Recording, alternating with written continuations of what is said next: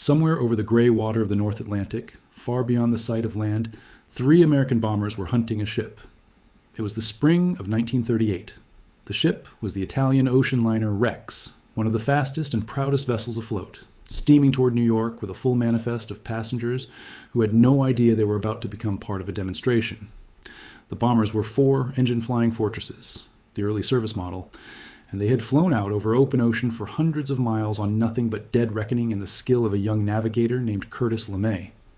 When they found the Rex, they came down low and slid into formation beside her decks, close enough for a photographer to capture the liner and the bombers in a single frame. That photograph ran on front pages across the country the next morning. It said one thing without a single word. American air power could reach out over the sea and find a moving target where the Navy insisted no airplane had any business being. The man who ordered that flight was not aboard. He was a 2-star general at a desk at Langley Field in Virginia, and his name was Frank Maxwell Andrews. He commanded the entire combat air force of the United States Army, and the reward he received for the most talked-about demonstration of long-range air power in the country's history was not a medal. It was a leash. Within days, the War Department ordered that his airplanes fly no more than 100 miles from the shore of the United States. Within a year, the same establishment would take away his 2 stars, hand him back the single eagle of a colonel, and send him to a desk in Texas that had one particular ghost attached to it. This is the story of the most important air commander most Americans have never heard of. The man who saved the airplane that would carry the war to Germany, who was buried by his own army for believing in it too loudly, and who was pulled back from the edge of obscurity by the one man in Washington with the power to do it. He would rise higher than any airman before him. He would command an entire theater of war before Dwight Eisenhower did. And he would carry a possibility that a good many serious people believed at the time that he, not Eisenhower, was being groomed to lead the invasion of Europe. To understand how a man climbs that high, falls that far, climbs back, and then vanishes from the memory of the country he served, you have to go back to a peacetime army that had no place for him at all. Frank Andrews was not born into the air. There was no Air Force to be born into. He came into the world in Nashville, Tennessee in 1884, the son of a banker, and he went to West Point the way ambitious young men of his generation did, graduating in 1906 into the cavalry. Think about that for a moment. The man who would fight harder than almost anyone to build American strategic air power began his career on horseback, chasing the last of the old frontier army life across posts in the Philippines, in Wyoming, in Arizona, in Hawaii, and along the Mexican border. He spent roughly 11 years as a cavalryman. He was good at it. He was also, by every account, restless, a man who kept looking past the horizon his branch of the army was willing to show him. In 1914, he married Josephine Allen, the daughter of Major General Henry Allen, and that marriage matters to this story for a reason that has nothing to do with romance. It placed Andrews inside the small, tight social world of the senior Army officer corps, the world where careers were made and unmade over dinner. Among the men who had served with his father-in-law was a lean, cold-eyed officer named George Marshall. Remember that name. It will come back when Andrews has nothing left but his permanent rank and a desk in San Antonio. The airplane took hold of Andrews the way it took hold of a certain kind of officer in those years. He transferred to the aviation branch during the First World War, and he earned his wings in 1918 at Rockwell Field in San Diego at the age of 34, which was old for a student pilot then and old for one now. He was not a natural stick and rudder prodigy. What he had was something rarer and, in the long run, far more valuable. He could see the whole board. He commanded the American Occupation Air Force in Germany after the war, a grand title for a unit of 13 worn-out DH-4 biplanes, and he came home to build schools and doctrine rather than to chase personal glory in the sky. Here's the part the record makes plain, and the part I want you to hold on to. Andrews did the homework that most airmen of his era refused to do. He went to the Air Corps Tactical School where the theory of American air power was being worked out, but he also went to the Command and General Staff School at Fort Leavenworth, and then to the Army War College. He earned the very credentials that the ground officers of the General Staff respected, the ones most flyers dismissed as a waste of good flying time. The historian H. O. Malone, writing in Air Force magazine, makes exactly this point about what set Andrews apart. He could speak the language of the General Staff and the language of the cockpit. He was fluent in both worlds, and that fluency is precisely why the Army would eventually find him so dangerous. A flyer they could dismiss as a hotshot. A flyer who understood the institution better than the institution understood itself was another matter entirely. By the early 1930s, Andrews was commanding the 1st Pursuit Group at Selfridge Field in Michigan, and he had become one of a small band of officers who believed something close to heresy.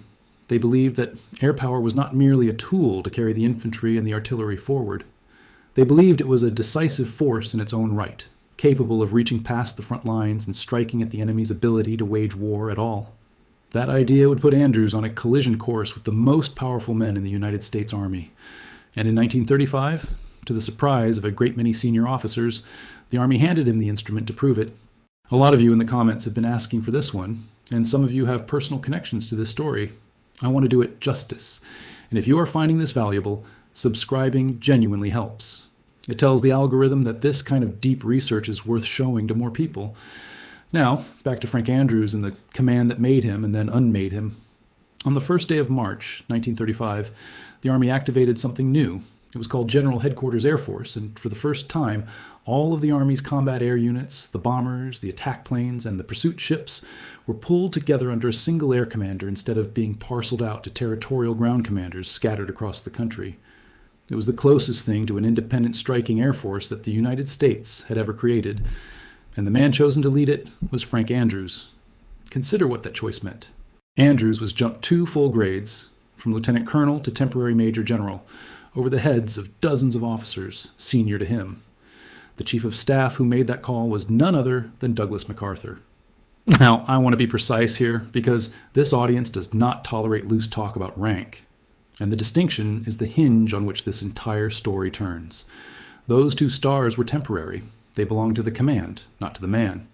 Andrews' permanent rank in the regular Army was far lower. As long as he held the top job at General Headquarters Air Force, he wore the stars. The day he left that job, by the iron logic of the system, the stars could vanish. Hold that thought. It is going to come back, and it is going to break your heart a little. For now, Andrews had what airmen had dreamed of for 20 years, his own Air Force. He set up his headquarters at Langley Field in Virginia and organized his command into 3 wings. The first wing on the west coast at March Field under a hard-driving officer named Henry Arnold, the second wing at Langley, and the third wing at Barksdale in Louisiana. On paper, it was a fearsome instrument. In reality, it was a shell of what the airmen had been promised, and Andrews knew it to the decimal. He had been told he would command something like 980 aircraft. He had 446. Of those, by his own hard-eyed reckoning, only about 176 were modern enough to matter in a real war against a real enemy. He had been promised more than 1,200 pilots. He had roughly half that number. Andrews did not paper over the gap. That was not in his nature. Instead, he did 2 things at once. He drove his existing force to a standard of professionalism the Air Corps had never seen, pushing instrument flying in all-weather operations at a time when a great many pilots still thought of flying as a fair-weather sport to be avoided when the clouds came down. If his bombers were going to be a serious weapon, they had to be able to fly and fight in weather, at night, over distance. He made that happen. And at the same time, he told the truth about the numbers to anyone who would listen, including the public. That second habit, telling the truth in public, was the one that would ruin him. To grasp what Andrews was really fighting for, you have to set the airplanes aside for a moment and look at the idea underneath them. In the years between the wars, the United States Army treated its air arm the way it treated its engineers or its quartermasters, as a supporting service. Airplanes existed to scout for the cavalry, to spot for the guns, to help the infantry take the next ridge. The men around Andrews, the ones who had come up through the Air Corps Tactical School, believed something far more radical. They believed that a fleet of long-range bombers could fly over the enemy's armies entirely, ignore the front line, and strike directly at the factories, the rail yards, the power plants, and the oil, the deep sinews that let a modern nation fight at all. Break those, the theory went, and you break the enemy's ability to make war, perhaps without the years of trench slaughter that had defined the First World War. That is the doctrine this channel returns to again and again, because it is the most consequential, the most contested idea in the whole history of American air power. And Frank Andrews was one of its most important early champions, not as a chalkboard theorist, but as the commander who built the force meant to carry it out. General Headquarters Air Force was, in his mind, and in the mind of his chief of staff, Hugh Knurr, the seed of something the airmen had wanted for 2 decades.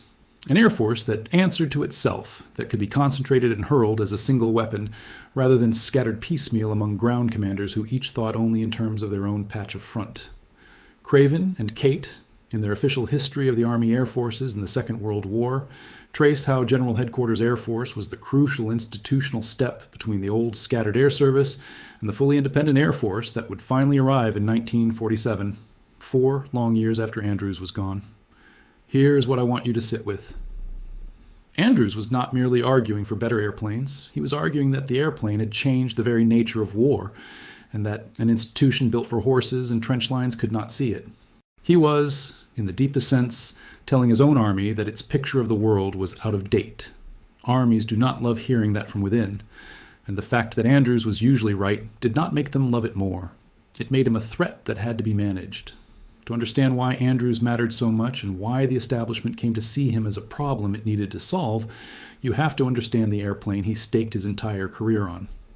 In the middle of the 1930s, the Boeing company built a large 4-engine bomber it called the Model 299. It was bigger, faster, and longer range than anything the Army Air Corps had ever flown, and it carried enough defensive guns that a newspaperman looking at it coined a nickname that stuck for the rest of the century. He called it the Flying Fortress. You know it today as the B-17. On a cold morning at Wright Field in 1935, the prototype took off, climbed, stalled, and came down, and the accident took the life of the Army's chief test pilot. The cause was heartbreakingly simple. The crew had left the control locks engaged, the gust locks that held the flight surfaces steady, while the airplane sat on the ground. The airplane never had a chance to fly. And here is where the story could have ended for the Flying Fortress, because the crash handed every skeptic in the War Department the argument they had been waiting for. The thing was too complex, too expensive, too much airplane for ordinary pilots to manage. The Army had already leaned toward a cheaper twin-engine bomber, the Douglas B-18 Bolo, and after the crash, the case for the cheap airplane looked airtight. This was, by the way, the accident that gave the world the pre-flight checklist, the discipline that said no airplane this complex should ever again depend on a good pilot's memory. But that lesson lay in the future. In the moment, the crash looked like the end of the 4-engine bomber. Frank Andrews would not let the Flying Fortress die. Working with Hugh Kenner and backed by a handful of allies on the supply and materiel side of the Air Corps, Andrews fought to keep the 4-engine bomber alive against a Secretary of War and a General Staff who wanted it gone. They salvaged a service order for just 13 aircraft. 13. That is how close the most famous American bomber of the war came to being strangled in the cradle. Those early ships, the service test model of the Flying Fortress, went mostly to the 2nd Bombardment Group at Langley, right under Andrews' own eye, where he could use them to prove what long-range air power could actually do in the sky rather than on paper. The skeptics had a name for Andrews' obsession with the big bomber. They called it, with a sneer, Andrews' folly. I have always found that phrase clarifying because it tells you exactly who was wrong and exactly how confidently they were wrong. DeWitt Kopp, whose history, A Few Great Captains, remains the essential account of these men and their fight, lays out just how thin the margin was. If Andrews had been a little less stubborn, a little more concerned with his own advancement than with being right, the United States might have entered the war in Europe without the airplane that would carry the daylight bombing campaign on its back. In my view, that is the single most important thing Frank Andrews ever did, and almost nobody in this country knows he did it. Let me stay with the airplane a moment longer, because the men who watch this channel know aircraft cold, and the details here are not trivia. They are the whole argument. What made the Flying Fortress matter was not glamour. It was 4 engines. A 4-engine bomber could carry a meaningful bomb load over a long range at high altitude, and it could keep flying when 1 or even 2 of those engines were shot away over enemy territory. The twin-engine bombers the War Department preferred, the B-18 Bolo chief among them, were cheaper precisely because they were smaller, shorter ranged, and lighter hitting. To choose the twin-engine airplane was to choose a short reach. To choose the Flying Fortress was to choose the ability to strike deep into an enemy homeland. Andrews understood, earlier and more clearly than the men above him, that the whole doctrine of long-range strategic bombing lived or died on the airframe, and that if the Army bought the cheap airplane, the doctrine would quietly die with it before it ever got a fair hearing. A point for the purists, and you know who you are. The Flying Fortresses of Andrews' era were not the airplanes most people picture when they hear the name B-17. The ships he fought for were the early service test model, the ones that first reached the 2nd Bombardment Group at Langley in 1937, followed soon after by the first true production version. They did not yet have the chin turret, the powered top turret, the tail guns, and the dense array of heavy machine guns that would bristle from the later wartime models everyone remembers from the fighting over Germany. All of that came later, forced by hard and bloody experience. And one more thing that the sharp-eyed among you will care about. The national insignia on Andrews' bombers in the middle and late 1930s was the old pre-war marking, a white star on a blue circle with a red disc at its center. The familiar white bars and the bordered star, the marking most people think of as the wartime American insignia, did not exist yet. In fact, the version with the red border did not arrive until the summer of 1943, only weeks after Andrews was already gone. So if you ever see footage of a Fortress wearing that red-bordered star and hear someone call it Andrews era, you are looking at an aircraft from after his death. He never saw it. That is the kind of detail that separates the people who actually know this history from the people who only think they do. Andrews did not build the Flying Fortress case to have it sit on a ramp and look impressive. He built the case for it in the sky in front of witnesses, in ways the War Department could not ignore and, it turned out, could not forgive. In the summer of 1937, his bombers flew out over the Pacific and found the old battleship, the USS Utah, serving then as a target ship some 285 miles off the California coast, and dropped water-filled practice bombs on her from high altitude. It was a clean demonstration that a bomber could locate and hit a ship far out at sea. The Navy, which guarded its control of everything beyond the coastline with real ferocity, made very sure the results stayed out of the newspapers. Then came the wrecks. On a day in May of 1938, 3 of Andrews' Flying Fortresses lifted off and struck out over the open Atlantic to intercept the Italian liner, while she was still far from New York. The distance is given differently in different sources, ranging from around 600 miles to more than 700 miles offshore, depending on who is counting and from where. And any honest account leaves it as a range, rather than pretending to a false precision the records do not support. What is not in dispute is the navigation. A young first lieutenant named Curtis LeMay, the same LeMay who would later run the bombing campaign against Japan, put those bombers over a moving ship in the middle of the ocean, using the tools of the 1930s, and they made it look easy. The photograph of the fortresses, formed up alongside the wrecks, became one of the most famous air power images of the decade, and it made Andrews' argument for him on every front page in the country. And the response from the top of the Army was not applause. It was punishment dressed up as policy.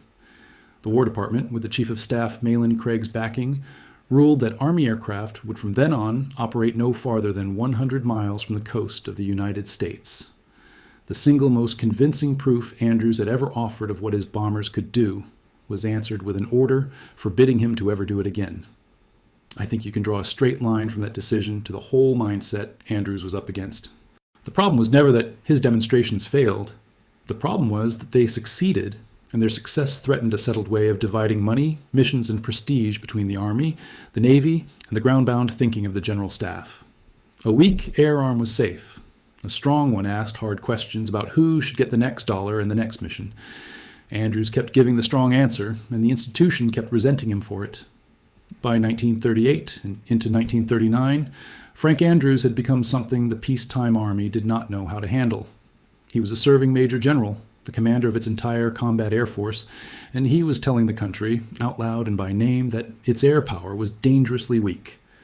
In a speech to a national aeronautics group early in 1939, Andrews described the United States as a sixth-rate air power. A sixth-rate air power from the mouth of the man who commanded that air force. He pointed to a combat force of fewer than 400 modern aircraft at a time when Germany was building warplanes by the thousands and the storm was plainly gathering over Europe. He was right. Everyone who looked honestly at the numbers knew he was right. But he had said it in public, and he had said it while the Secretary of War, Harry Woodring, an isolationist who wanted the entire subject to go quietly away, was assuring the nation that its defenses were perfectly sound. There had already been a warning shot, and it tells you everything about the choice Andrews faced. When the Chief of the Air Corps, Oscar Westover, was lost in a crash in 1938, the top Air Corps job came open. By several accounts, the Chief of Staff Malin Craig let Andrews know that the position could be his on one condition. He would have to stop pushing so hard for the 4-engine bomber. He would have to soften his campaign for the B-17 and fall into line. Andrews refused. He would not trade his convictions about the future of air power for the biggest job in the Air Corps. The job went instead to Henry Arnold, the man history remembers as Hap Arnold, and Andrews went back to defending an airplane and a doctrine that the men above him wanted buried, knowing exactly what it was going to cost him. So when Andrews' 4-year tour as commander of General Headquarters Air Force ran out on the 1st of March, 1939, the establishment had its opening, and it took it without hesitation. There was no new general officer's billet waiting for him, and with no command that carried the stars, those temporary stars evaporated exactly as the system allowed them to. Frank Andrews, who had commanded the entire combat air force of the United States, reverted to his permanent rank of colonel. In a single stroke, he went from 2 stars to a single eagle, and the Army found a place to put him where he could do no more damage. They sent him to Fort Sam Houston in San Antonio, Texas, as the air officer for the Corps area there. It was a colonel's desk job, an administrative posting, about as far from commanding the nation's bombers as the Army could arrange without cashiering him outright. And here's the detail that every serious historian of this period lingers on, because it is almost too perfect, too on the nose to be real. The Exile Andrews was handed in Texas was, in effect, the same exile the Army had used before on the same kind of man, for the same kind of sin. Billy Mitchell, the great prophet of American air power, had been banished to a post in San Antonio in the 1920s as punishment for saying too loudly, too publicly, that the country was criminally neglecting its air arm. Now Andrews, who had committed the identical offense of being right in public, was sent down the very same road to the very same city. DeWitt Kopp put it plainly. He wrote that Andrews had been given, in his words, the Billy Mitchell treatment, a reduction to his permanent grade and an exile to Texas. Now, I want to be fair and precise here, the way the best sources are, because this audience will hold me to it, and should. On the pure mechanics, what happened to Andrews was the expiration of a temporary rank, tied to a command he no longer held. The system did not have to invent a fresh punishment for him. It simply declined to protect him, declined to find him another star-worthy job, and let the machinery do the quiet work. That is the calmer, more bureaucratic version of events, and it is true. But do not let the machinery talk you out of what you are actually looking at. The Army had a general who understood the future of warfare better than almost anyone in the entire institution, and the Army's response was to take his stars and file him away at a desk in Texas. Whether you call it a demotion or a lapse of temporary rank, the man and all his gifts ended up in the same place, on a shelf, gathering dust, while the world lurched toward the largest war in human history. And if this sounds familiar, if you have watched the person who actually understands the work get sidelined while the one who manages upward keeps the corner office, you are not imagining it. The pattern is older than any of us. It just does not usually put thousands of lives on the line the way this one soon would. For most officers, that would have been the end of the story. A colonel in his mid-50s, parked at a desk in Texas, watching from a great distance as the world slid toward a war he had spent his whole career trying to prepare for. But Frank Andrews had one thing going for him that the men who filed him away had not counted on. The right man was about to take over the whole Army. In the summer of 1939, George Marshall became first the acting Chief of Staff of the United States Army, and soon after, the Chief of Staff in full. Marshall had spent real time with Andrews the year before. Andrews had hosted him at Langley and then taken him on a long inspection tour that ran clear across the country, including a visit to the Boeing plant where the Flying Fortress was born. Marshall came away from that trip convinced of 2 things that would matter enormously. He was convinced that the 4-engine bomber was not a luxury but a necessity for the defense of the country, and he was convinced that the airman who had shown it to him was one of the ablest officers in the Army, in or out of a cockpit. One of the very first things Marshall did as Chief of Staff was to reach down into that Texas exile and pull Frank Andrews back to Washington. He did it over the objections of the very men who had sidelined him. He restored Andrews to the rank of brigadier general, this time on a permanent footing that no expiring command could take away. And then he did something no chief of staff had ever done before. He made an airman the head of a division of the Army General Staff. Andrews became the Assistant Chief of Staff for Operations and Training, the position the Army calls G3. For the first time in its history, a flyer sat at the center of the Ground Army's own planning machinery, one of the small handful of officers who actually ran the institution from the inside.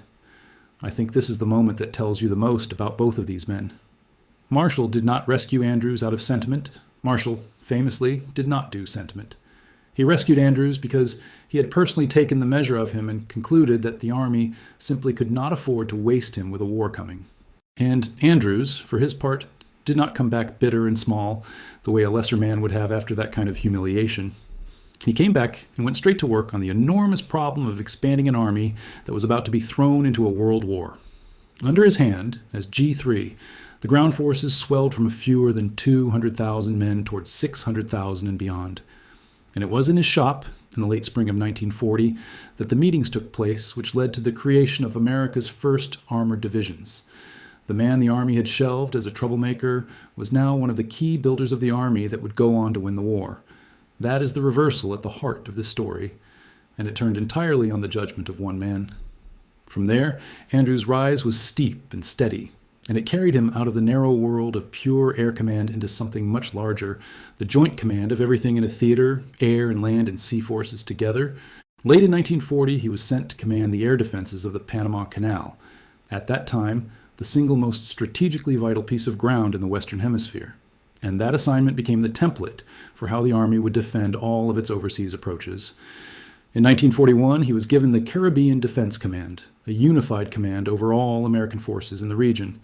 And with it, on the 19th of September 1941, he was promoted to lieutenant general. He was the first airman ever to wear 3 stars, and the first to hold that kind of unified theater command over ground, sea, and air forces at once. The colonel from the dusty Texas desk now outranked almost everyone who had put him there. Then the war came in deadly earnest, and Andrews went where the fighting was. In November of 1942, he took command of all United States Army forces in the Middle East, a sprawling theater running from Egypt across to the oil and the supply lines that kept the whole Allied war effort breathing. It was there, in that theater, under his command, that the 9th Air Force was born in the autumn of 1942, the Air Force that would later become famous in the skies over Europe.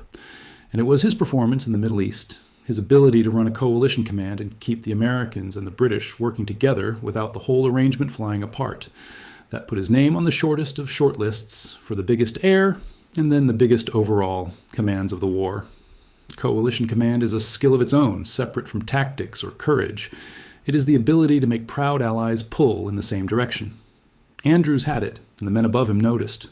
At the Casablanca Conference in January of 1943, the Allied leadership made a decision that tells you exactly how highly Frank Andrews was regarded at the very top. Dwight Eisenhower was shifted to the Mediterranean, and Frank Andrews was named to command the entire European theater of operations. Read that again and let it land. Before Eisenhower became the supreme commander, whose name every American schoolchild knows, the man holding the top American command in Europe was Frank Andrews. He arrived in England in early February of 1943, one day after his 59th birthday, to take up the command from which the invasion of Europe would eventually be launched. There is one more thing about Casablanca that belongs to Andrews, and it goes straight to the doctrine this channel exists to examine. At that conference, the British pressed hard to have the American bombers abandon daylight precision bombing altogether and join the RAF in bombing by night, where the losses seemed more bearable. Andrews stood with Arnold and with the American bomber commanders in resisting that pressure and keeping the daylight campaign alive. Now, this is where I have to be honest with you and with myself, because you already know the rest of that story. The daylight campaign that Andrews helped protect at Casablanca would, in the year that followed, cost the 8th Air Force more men dead than the entire United States Marine Corps lost across the whole Pacific, a figure most often cited at around 26,000. Andrews believed in that doctrine to his core. He helped save it twice, once as the champion of the very bomber that flew it, and once as the theater commander who defended it against a determined ally. Whether that belief was far-sighted vision or a tragic error is a question this channel never closes, and I am not going to close it for you here. I will only say this. Andrews, unlike some of the theorists who sent crews out from the safety of a headquarters, never asked his airmen to run a risk he would not run himself. And that willingness to fly is what carried him, in the first days of May, into the worst weather of the North Atlantic. By the spring of 1943, Frank Andrews stood at the absolute summit of his career. He commanded the European theater. He had climbed from a colonel's exile in Texas to the top American post in the war against Germany in less than 4 years, a reversal almost without parallel in the history of the Army. And like a great many of the best senior commanders, he flatly refused to run his war from behind a desk. Andrews was a rated command pilot, and he insisted on flying, on seeing his theater from the air, on going to the units himself rather than reading about them in reports. One line attributed to him has followed his memory ever since. He is said to have remarked that he did not want to be one of those generals who die in bed. It is the kind of line that sounds like bravado, right up until the moment a man actually lives by it. In early May of 1943, Andrews set out on an inspection trip that was to bring him back to Washington by way of the North Atlantic ferry route. the long, dangerous chain of airfields through Iceland and Greenland and Newfoundland that funneled American aircraft across the ocean to the war. That route was a killer in its own right. The weather was savage, the navigation was brutally hard, and the North Atlantic swallowed aircraft and crews all through the war without any help from the enemy at all. This was not a gentle milk run. It was one of the most demanding pieces of flying anywhere in the world. His aircraft for the flight was a B-24 Liberator, a 4-engine bomber named Hot Stuff, and Hot Stuff was not just any airplane pulled off a ramp. She belonged to the 93rd Bombardment Group, and she was one of the most experienced heavy bombers in the entire European theater. By the reckoning of most accounts, she had completed 25 combat missions, reaching that milestone in early February of 1943, and had flown around 31 missions in all before this trip, which made her among the very first American heavy bombers to survive a full tour of duty over Europe. There's a fair dispute in the records about whether she was truly the first of all to reach 25, since a Flying Fortress out in the Pacific has a strong claim of her own, so the honest way to say it is that Hot Stuff was one of the first heavy bombers to complete a full tour and leave the exact crown uncontested. The point holds either way. This was a proven aircraft with a proven, experienced crew, exactly the kind of ship you would choose to carry a theater commander across dangerous water. The weather over Iceland on the 3rd of May was brutal. Low cloud pressed down toward the ground, visibility was poor, and there was rain and the ever-present threat of ice. The flight had the option of the standard stop at Prestwick in Scotland, where crews were supposed to check the weather and refuel before pressing on. By most accounts, the airplane went on without making that stop, into a forecast that called for a ceiling of only a few hundred feet and icing not far above the ground. As theater commander, Andrews had the authority to make that call, and with it, the responsibility for it. As Hot Stuff came down through the murk, trying to find the airfield at Caldedarnis, she could not get in. The crew tried more than once to let down through the cloud and line up on the field, and could not find it in the gray. The radio appears to have failed, most likely iced up, cutting the aircraft off from the ground at the worst possible moment a crew can lose contact. On what may have been a final attempt to feel their way down, the Liberator struck a fog-shrouded mountain on the Reykjanes Peninsula, on the bleak lava country in the southwest of Iceland. 14 of the 15 men aboard lost their lives on that mountain, Frank Andrews among them. He was the highest-ranking Allied officer to fall in the line of duty up to that point in the entire war, and he would be only the first of 4 American lieutenant generals to be lost before it was over. Also lost were his chief of staff, a brigadier general and a Methodist bishop, whom President Roosevelt had personally sent overseas to look into the welfare of the troops. There was one survivor. The tail gunner, a staff sergeant named George Exile, was trapped in the wreckage in the freezing rain, and he was still alive when rescuers finally reached the crash site roughly 26 hours later. It had taken that long simply to locate the wreck on the mountainside, and it took another hour of hard work to free him. In a bitter irony, the same driving rain that had helped bring the airplane down had put out the fire, and in doing so, it spared the one man trapped in the tail. The investigators, who later examined the crash, assigned no blame to anyone. They concluded what the plain facts told them. A capable crew and a proven airplane had been beaten by weather and by the loss of their radio, and a great commander had been lost to the same unforgiving North Atlantic that was claiming aircraft on that ferry route all through the war. The country buried Frank Andrews with full honors, and George Marshall himself delivered the eulogy. Marshall, who, as we have said, did not hand out praise lightly, was said to have reached for a phrase that captured exactly what the Army had lost, calling Andrews one of the nation's few great captains, the very words DeWitt Kopp would later borrow for the title of his history of these men. And then, in the way that a world war has of rolling over even its most important figures, Frank Andrews began to fade from the American memory almost as fast as he had risen through its ranks. It is worth stopping to count what his loss actually cost, beyond the grief of it. For 4 years, from the moment Marshall pulled him out of Texas, Frank Andrews had been the airman with a seat at the very center of the Army. The one flyer the general staff took seriously as a peer rather than as a supplicant. When he championed the bomber, or the doctrine, or the independence of the air arm, he did it from the inside, in rooms where the real decisions were made. His fellow airmen had spent 20 years shouting at those rooms from the outside and being ignored. Andrews had gotten in, and then, in a single afternoon on a mountain in Iceland, that voice was gone, at the exact moment the air war over Europe was building toward its most costly and most decisive year. Hap Arnold carried the flag for the airmen after that, and carried it well, but Arnold answered for the whole sprawling air program from Washington. Andrews had been something different, a fighting theater commander who had also mastered the staff, and the Army would not see his like again in that war. There is one more group I want you to hold in mind before we move on, because this channel never lets the men in the aircraft disappear behind the men who commanded them. Frank Andrews was lost on the North Atlantic ferry route, and he was very far from alone. That route, the long, cold chain from Newfoundland through Greenland and Iceland to Scotland, took a steady toll of young crews all through the war. Men who never saw an enemy fighter or a burst of flak, who simply flew into weather and ice and the sea and did not come out the other side. For every general whose loss made the newspapers, there were ordinary navigators and pilots and gunners, boys in their early 20s, who went down on that same route in anonymous airplanes and were mourned only by their families. Andrews died the way a great many of his airmen died, beaten by the North Atlantic. I think, in a grim way, he would have understood that and even accepted it. He had never asked them to face anything he would not face himself. 2 years later, in 1945, an airfield in Maryland, just outside Washington, was named in his honor. You know it today, even if you do not know you know it. It became Andrews Air Force Base after the Air Force became a separate service in 1947, and in our own century it was folded into what is now called Joint Base Andrews. It is the field that handles the aircraft we call Air Force One. It is one of the most famous military airfields anywhere in the world.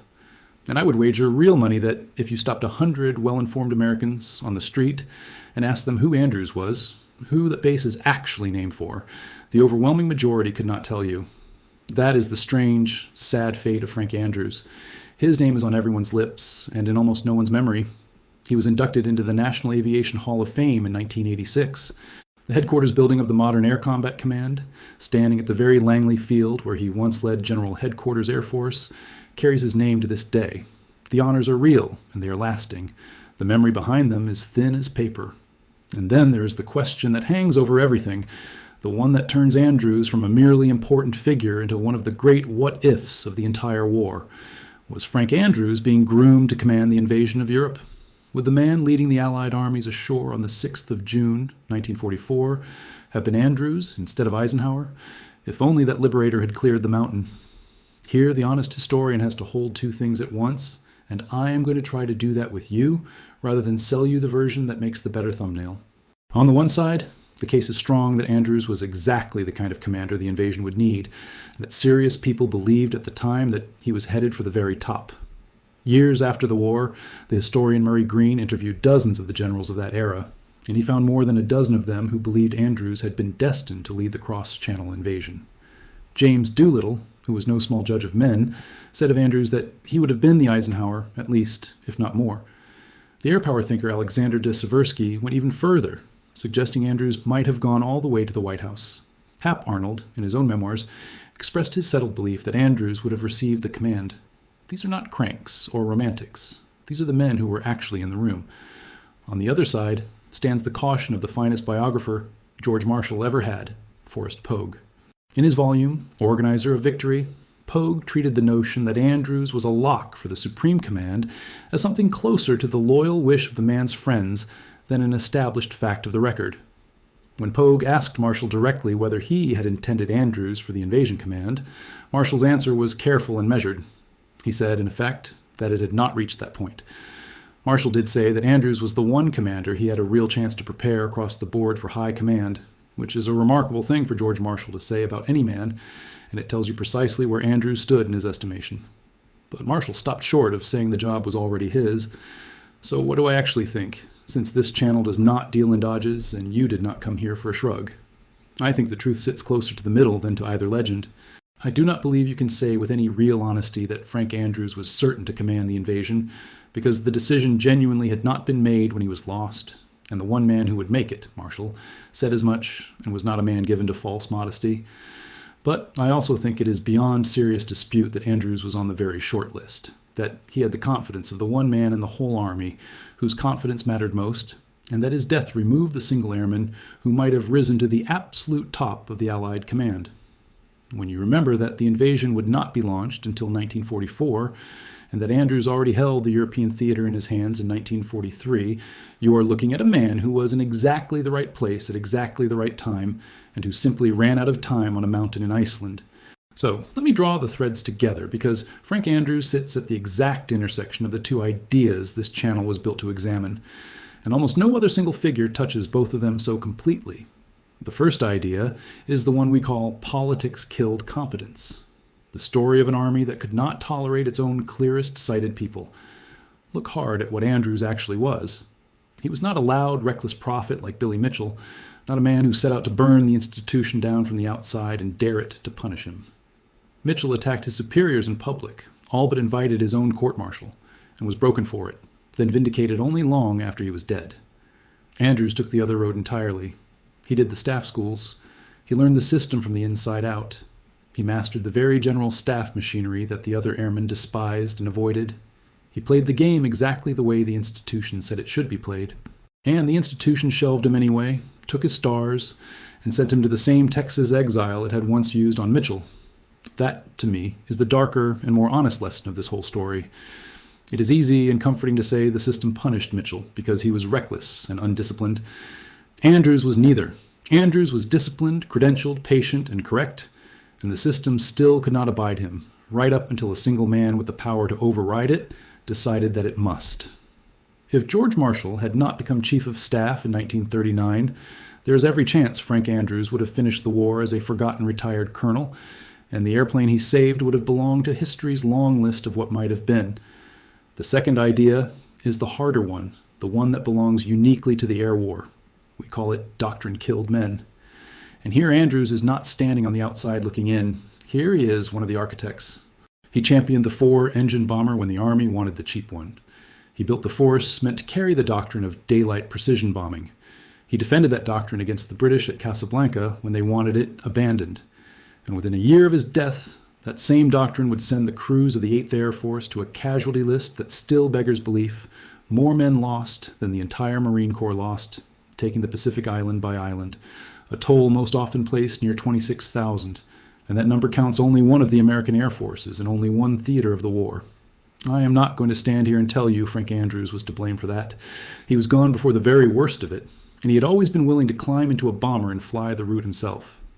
But I'm also not going to pretend that the man who saved the bomber and defended the doctrine has entirely clean hands in the story of what that doctrine ultimately cost. He believed in it. He staked everything he had on it.